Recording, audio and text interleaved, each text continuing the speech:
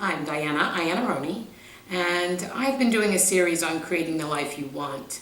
And we've talked about the fact that if you want to create the life you want, sometimes you have to get rid of things you don't want. But one of the catches is we don't always realize what it is we don't want. Because sometimes we're not even aware of what the problem is in our life.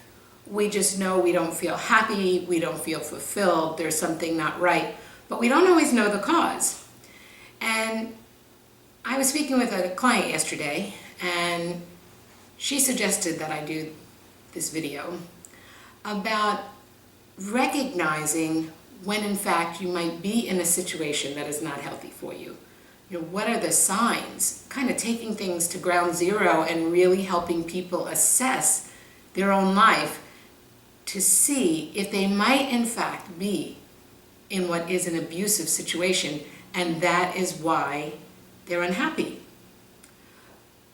You would think you would know, right? You would think, I know, how could I not know that? But there's kind of the misnomer of the words domestic violence. When people think about domestic violence, or when you think about domestic violence, what do you think about? Most people, I think, see somebody huddled in a corner with somebody beating on them or, physically abusing them, because domestic violence, that's what it sounds like, violence at home. But that's often an outcome, because what happens is domestic violence isn't so obvious. It isn't so obvious. What actually happens is slowly and over time, you become at the mercy of someone else's power and control. But you might not have even realized it was happening. And one of the reasons you might not have realized it was happening is that very often the people that are perpetrators of domestic violence are quite charming. They seem as if they are charming, responsible, good people that one would never think would be domestic violence. And actually, you can avoid domestic violence in those circumstances. There's only one huge requirement. You have to behave. And when I say behave, I mean you have to act in accordance with how it's been dictated to you, subtly or powerfully, that you have to stay within the confines of these boundaries. And as soon as you get the courage to step outside of these boundaries, that's when you may become the victim of domestic violence. So as long as you're behaving, you might not even know.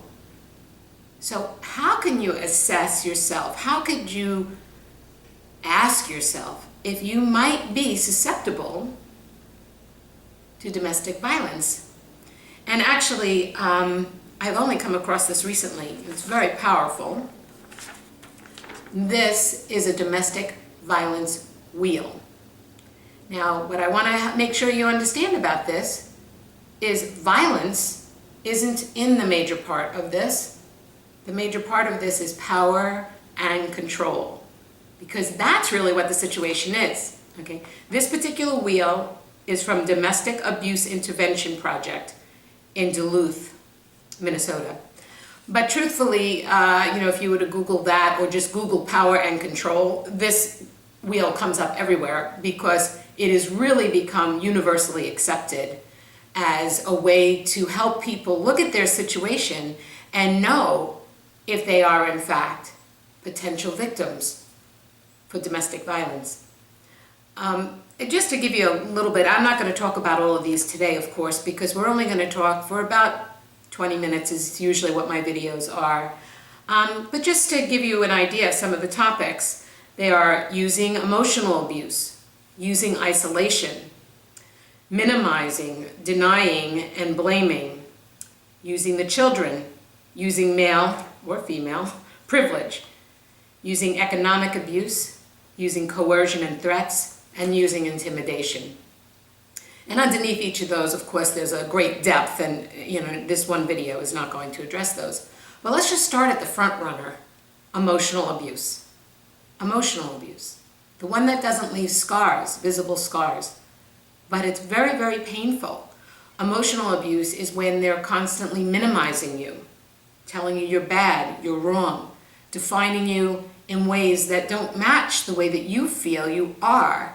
And you spend your energy and efforts to try and convince them that you're who you are and not who they're portraying you as or who they're telling you they are. That emotional abuse, that minimizing of you is part of the domestic violence process.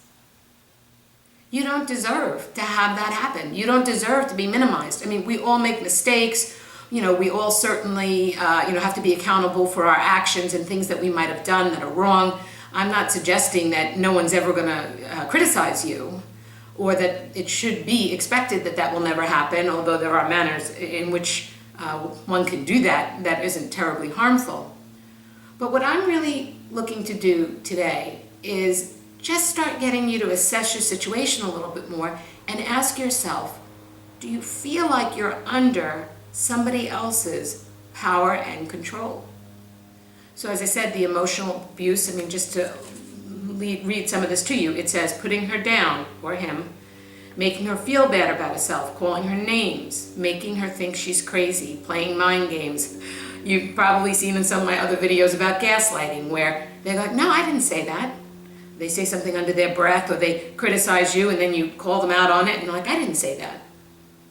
That actually reminds me of something really important. So often people say, no, I stand up to them. I don't let them control me.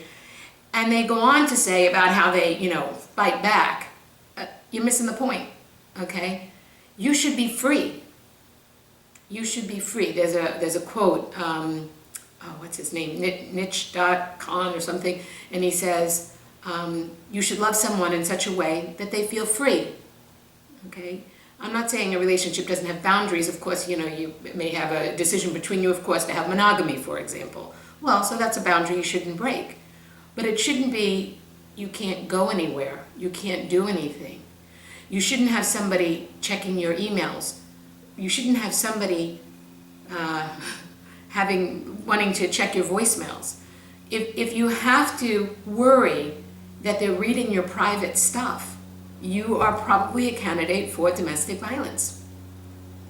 It's subtle, because at first they're usually very, very charming. So you think you found the person of your dreams. They depict a beautiful image of this life that you've always dreamed of. And they move very fast. You move very fast because they want to get you hooked before you figure out what's going on, okay? But then once you're in relationship with them, then you start to see more of the minimizing. Then you start to see more of the criticisms. Then you start to see more of the diminishing your spirit. And then you start to see, potentially, it's not always the same, but more control, a lot of jealousy, accusations that you're cheating on them when you're not. Name calling is a big one. Slut, whore, those are popular. And normally, the people that are targets to this kind of abuse are anything but. Normally, people that are targets to this kind of abuse are high self-confidence. They're good doers, they're responsible people, they were rule followers, they always do what's right, they always intend to do what's right, they take care of people. They're not who you think they'll be, and I'm talking to you. Like you may say, oh, well, I would never let him harm me because, I'm tough. Yeah, you probably are. But why are you in the situation where somebody is controlling you? It's just wrong. You should be free to live your life on your terms. Again, within the boundaries that create a healthy relationship, of course. But if you feel like you're being spied on, you can be a victim of domestic violence. And people say, well, but he's never hit me. Not yet, because you're behaving. But when you stop behaving, guess what they're losing? They're losing control over you. And they do not want to lose control over you. They do not want to lose control over you.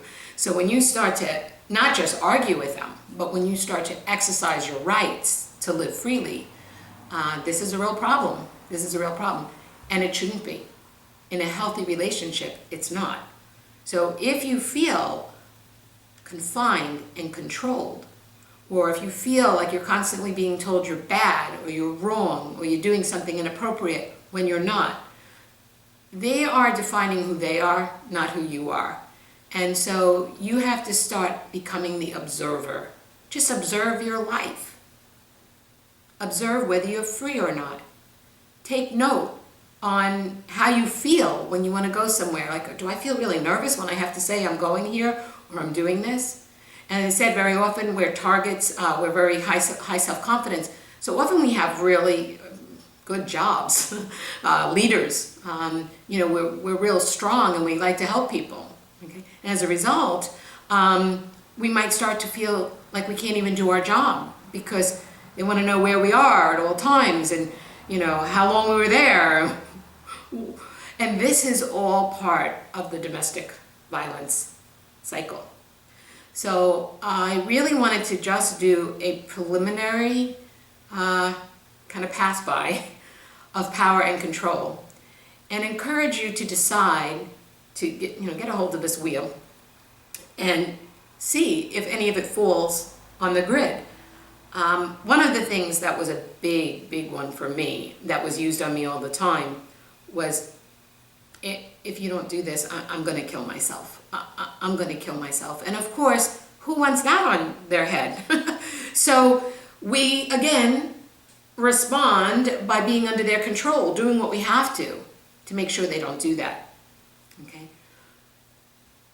This is about you raising your awareness to whether somebody is manipulating you, to whether someone is diminishing your spirit, whether somebody is treating you inappropriately, confining you, isolating you was another one on the list, minimizing, blaming.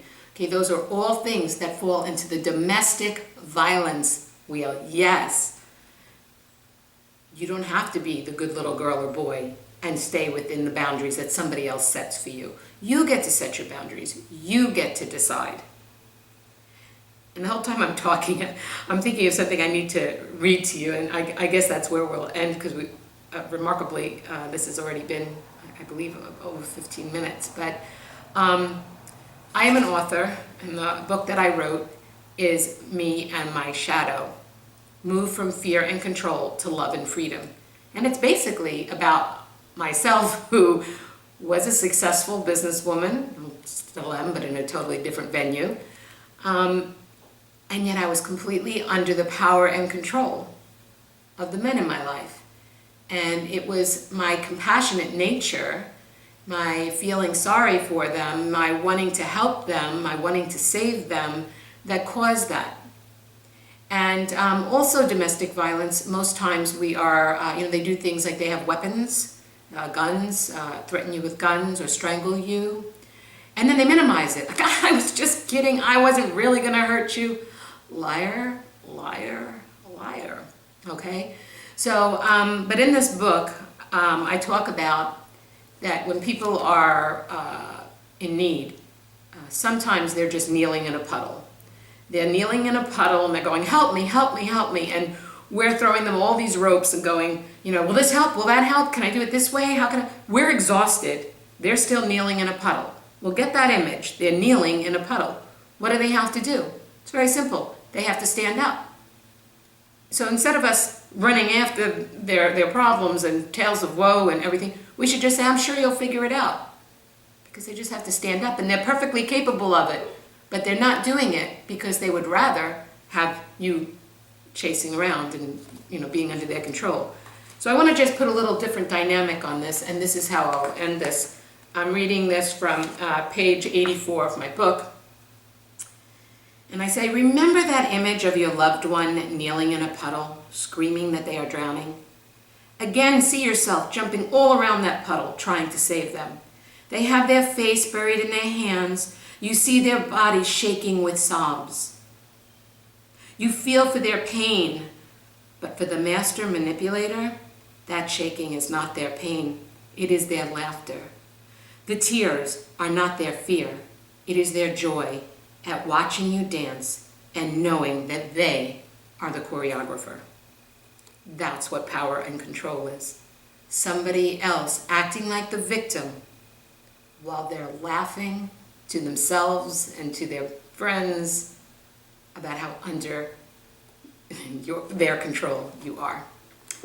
So my website is www.standingup.us. What I help people do is take their chaos and confusion and put it into clarity and resolution. I help people who are trying to recognize whether they're in these kinds of relationships or to help them get out of these kinds of relationships. I help them with what to say, how to say it, who to say it to, and also when they are looking for an attorney, I pull their case together and help them present it to the attorney. It doesn't matter where you are, because I do all this mainly over the internet and the phone. And so obviously I can't always meet with the attorney, but I give you what you need to go present your story. So I would encourage you to go to my website, www.standingup.us. You can email me. You could tell me as much or as little as you want. I do a free consultation so that we could find out if there's a good fit and if I can help you. And this is really about taking your life back. That's what I help people do, is get their life back, get their freedom back. My book is on Amazon, so please feel free to take a look at it. It is a guide to freedom. And on page 173 is the transition point where it moves to the real healing side. And the beginning is about why we're in it, what it looks like. So I hope that you will check out my website, consider getting my book. My phone number is 631-886-1094. Assess whether or not you are under someone else's power and control, and know that you are the only authority in your life. Take it back. Thank you. Have a great day.